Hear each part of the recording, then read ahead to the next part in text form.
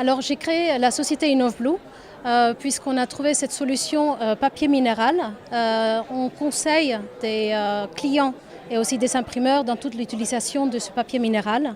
On est aussi imprimeur et distributeur de ce papier. Donc le papier minéral, c'est un papier fait avec de la poudre de pierre.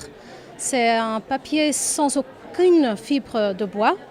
Ce sont les déchets des carrières de pierre qui sont utilisés pour faire ce papier. Ici, donc, j'ai un exemple. Et ça donne un support qui est très doux et qui ne se déchire pas, qui ne se fatigue pas puisqu'il ne contient aucune fibre. Pour la fabrication, on prend donc la poudre de pierre, on la concasse très très finement. Ça fait une petite poussière comme du talc. Avec un liant, donc un polymère non toxique recyclé, ça donne des feuilles à différentes épaisseurs.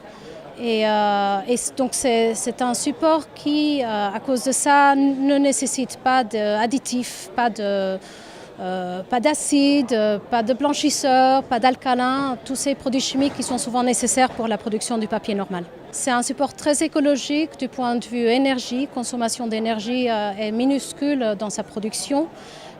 C'est aussi écologique puisque ça prend donc des ressources qui sont déjà disponibles, qui sont déjà en abondance sans aucune autre utilité.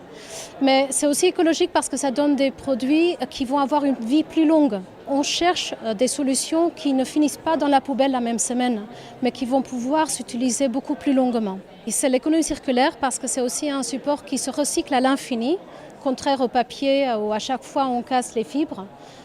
Donc on travaille pour mettre en place des filières de recyclage dans l'avenir quand les volumes vont pouvoir se justifier. Le papier minéral est utilisé dans beaucoup de solutions différentes. Des carnets, parce que l'écriture elle est très très agréable, très lisse. Tout ce qui est support de communication, graphisme, comme des brochures, des plaquettes.